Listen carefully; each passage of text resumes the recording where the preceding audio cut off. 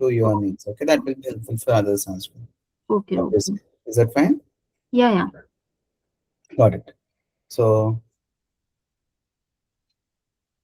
I'm sharing my screen.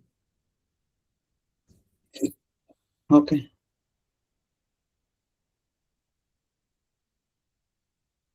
So tell me. So we'll start with the basics of Boomi. Okay.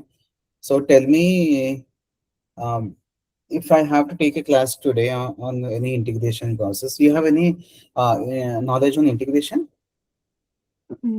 Like somewhat, yeah, I know, like, yeah, the shapes and all. Okay. So do you want me to tell you about how do you send data to a disk and how do you retrieve data from a disk? Is that fine? Yeah, yeah. Are you comfortable with that? Yeah, yeah, you can start from here as well, like creating the process. Okay. Okay. So coming to Bhumi, I'll give you a brief explanation. So Mm, since this is the first class, I'll start with what Bhumi is and what are the capabilities that Bhumi used to have previously and now what we have. Okay. okay. So basically Bhumi is a bypass technology. That means like what if you see any code bases previously in .NET or any other technology, we used to have them locally and we used to check into TFS every single time.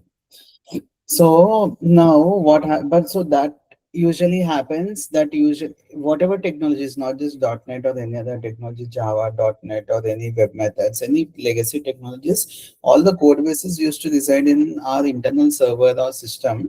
And from there we used to work upon. But now Boomi is offered as a platform as a service. That being said, everything is stored uh,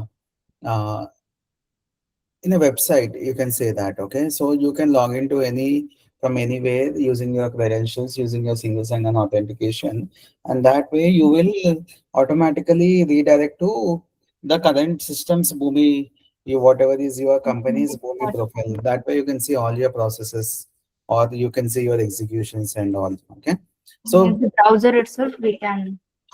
from the browser only we can see everything, Sakshi. Okay. Okay. I think we have Varun also here. Varun, if you need anything, you can always pitch in. Let's try to make this as interactive as possible so that it will help you, guys. Mm, okay.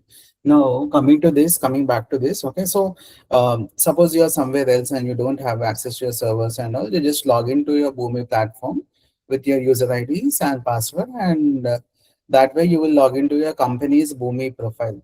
You can see all the processes that you have created, your process reporting. You know what is process reporting, Sakshi?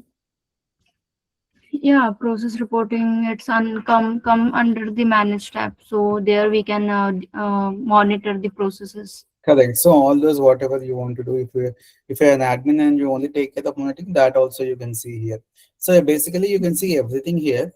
Uh, Once you log in, so that is why it is called as a platform offered as a service. So iPaaS, that is why they call it as iPaaS. Now that is about Boomi is that is about Boomi. But what exactly Boomi does here is we integrate. It's an integration tool at the end of the day. It's like MuleSoft, it's Mm-hmm. like web method. So what does an integration tool do? So you have many systems, broken systems, I can say, at various places. Let us assume that you have a disk in your computer, in your server, okay, or else you have an API somewhere, okay. It Mm-hmm. needs to talk to something else like an SAP system or the Salesforce system. So there is no direct interaction between an SAP system and an API or something for that matter. So there comes a need of an integration tool which facilitates the job of talking to different systems. Okay. Previously, we used to write a lot of code in .NET or Java. Even now we can do that to integrate with different APIs, but that is very cumbersome and intensive as well. And the scope for error is huge. And if you want to troubleshoot also, it is very tough. So that is where integration tools have an upper hand. Being an totally developed tool, it gives you a complete picture of where the issue is happening, or how does the communication happen, Okay, it is very specifically you designed to cater to the needs in a very easy and efficient manner. Since the job of the tool is already for integration only, it Mm-hmm. does its job better than the other legacy code mechanisms you were using, which were intensive. Okay. Now let us assume that now let us design a simple process since this is a first class. Do you know how to write data to a file or read data from a file? Sorry. Do you know how to write data to a file disk or read data from a file disk file? No. No. Okay. So we will come to that as well. So Okay. before coming to that, this is what we call as the Boomi landscape, where we put all this data. We have everything Mm-hmm. in Boomi is called as okay. So since we have an already set of Mm-hmm. things, so this is our organization's name, for example. Then we Okay. have these connectors. So there are different types. So everything in Boomi is a connector. Okay. Suppose you talk to API. Okay. API is a different thing. We'll come back to that. But Mm-hmm. in Boomi, if you see, we have three different types of shapes primarily. Okay. One is Mm-hmm. execute shape. So these are basically transformation shapes or where the logic is defined somewhere. Okay, logic is defined here. These are Boomi defined logic shapes. Okay, these are like branching is like you can send the data to two different routes. Okay, Yeah. route is also very similar to branch, but branch the entire data goes. I will come back to it in a detailed way. But if suppose there is a file come here, okay, and you put a branch here, the Mm-hmm. same data goes to branch one and branch two. Yes. But if you put a route, it only goes to one of the branches. Okay. Cleanse shape is something like you have a profile. Okay, I'll tell you. You have a data. Okay, let us assume that it is a comma separated file. Do you know what is a comma separated file? Yeah. Seriously. Right. So let us assume that the structure of the file is like first name, last name, company, and years of experience. Okay. And we have designed that this will be the structure of the file, and we have created a map shift to transform that to JSON and send it to an API. That is the Boomi logic. Let us assume. So what is Mm-hmm. the logic now? We have a CSV file. We'll be transferring that to a JSON file. Okay. Now there can be data redundancies or data issues or duplicates. There can be many things with the data. Okay. There can be many issues with the data as well. So what we usually do with a cleanse shape is we give it a profile. We give it a profile check, something like a security check kind of thing that we do with the cleanse step. Okay. So what happens here is, if suppose we have four columns that we have discussed, right? One is first name, last name, company, and years of experience. So years of experience is always a number. Suppose something else comes there, okay, like any static data, like some random like test or pramod or sakshi or something comes up, okay. So that profile, when it goes to the map shape, this gets rejected, okay, any transformation that happens, and the process fails. So what we can do in such a scenario is we can use this cleanse step to see validate each record. Okay, validate each record, and based on the record value, if something is not fitting in the criteria, it will automatically reject that. Okay, like let us assume that the first name is Sakshi Jaiswal, whatever company Mm-hmm. you're working for, some IT company, and instead of years of experience as 3.5, something comes up like UKG. Okay, even though it is a valid data, it is a wrong fit there, right?